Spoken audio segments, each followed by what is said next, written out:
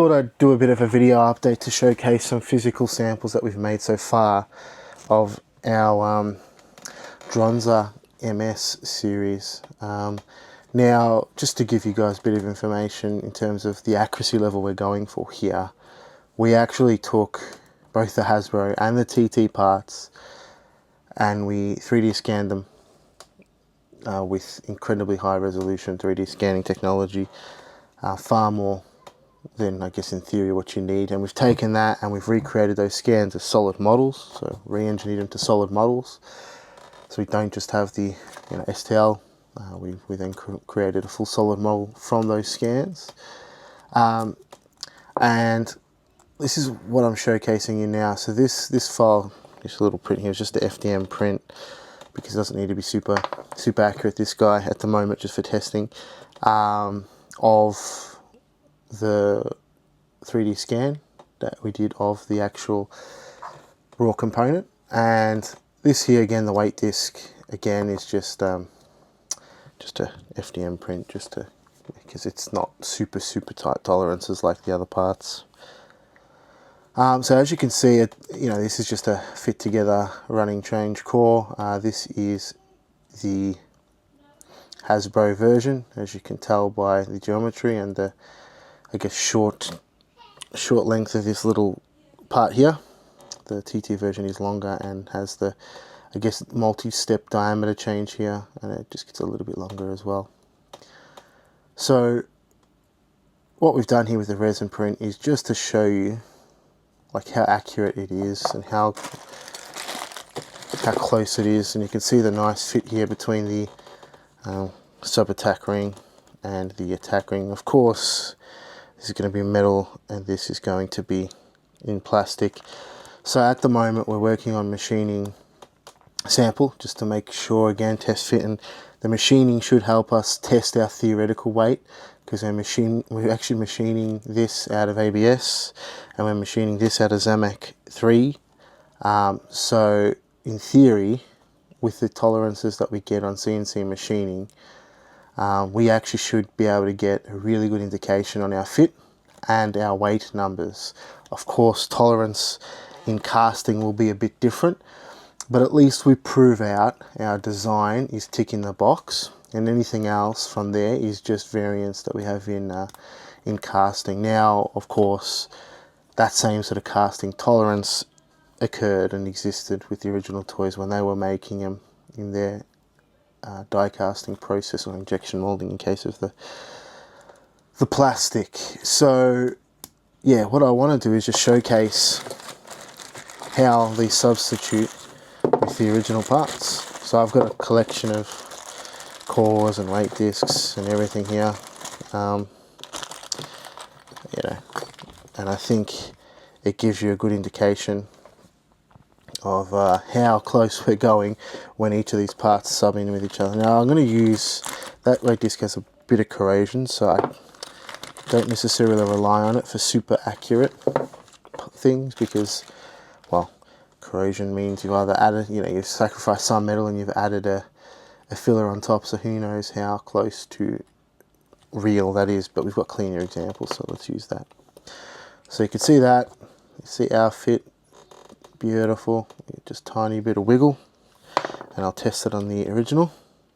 Again, it's actually we probably have slightly less wiggle, but again, where this is made by resin printing rather than the injection molding where tolerances, I guess, shrink.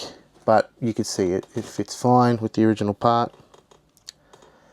And another test I like to do, and we'll do this both ways, I'll take this and test, does it fit here? So this is our, I guess, model of the plastic attack ring on the metal, and you can see that is a perfect fit. A good way for me to tell is I check these surfaces here, how close to aligned they are. Of course, the screws aren't in, and when the screws go in, they'll be able to tuck it in just that little bit more. But if you can see there, that surface is pretty much flush, just like it is on the original, which tells me that it is sitting perfect, which is fantastic. And then we can go the other way.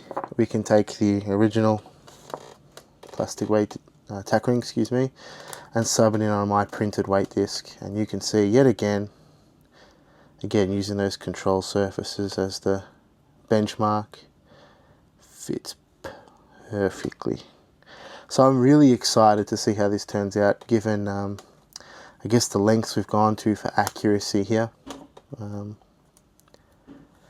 yeah, it'll be our first time offering, like we've obviously done plastic injected parts before, like with our custom ripcords, I'll show you in a second. But in terms of tack rings, it's our first time. Now, we chose to go with the accurate ABS. The mold's the mold, so we can always offer polycarbonate injected, even some other materials as we go along. If it turns out people are saying, you know what, I want a crazy battle, I want to upgrade the material because, you know, maybe you want nylon, carbon fiber or something crazy like that, nylon 66, something just a bit more stable over time, like the ABS on the original parts. That's something we can do as well. We've got the mold, we can just put in a run, we just need to sort of do minimum sort of 100 parts, and the cost will be quite effective at that point because the mold's already paid off. So there's some really cool options that we have open to us. So I just thought I'd showcase that fit and finish, show you something physical outside of just the design world and design space. Yeah, I guess we could also build it up using pretty much all my resin parts and just a real weight disc. It's one thing we can do.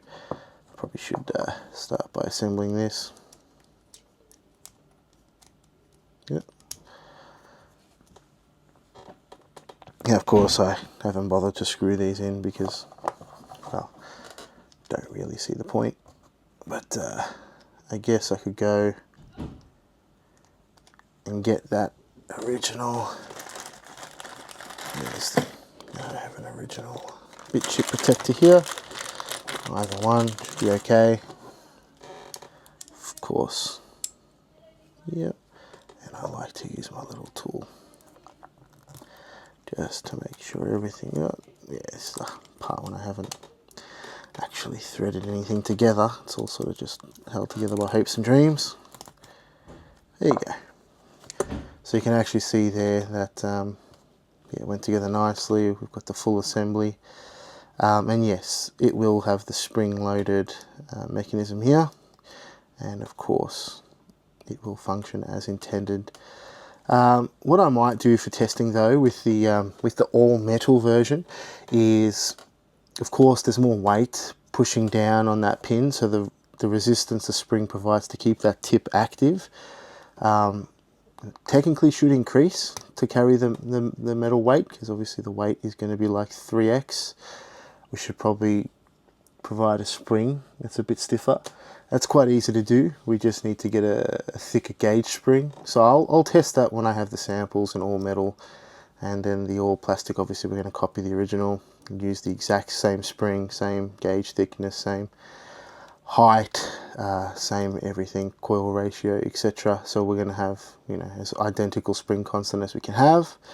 But yeah, what we'll try on our all metal is to give it a similar effect by scaling that spring stiffness by the mass ratio. So, you know, the good thing about springs is they're linear, and it's an easy calculation for your spring stiffness.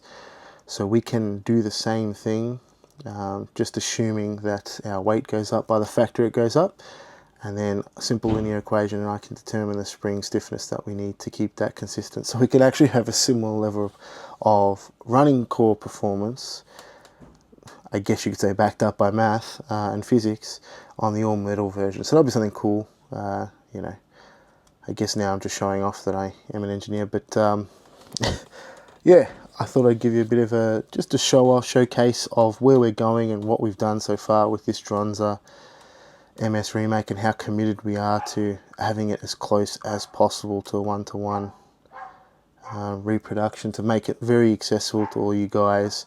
Now, of course, we know that we saw, you know, another company make the Dragoon as a all one-to-one reproduction.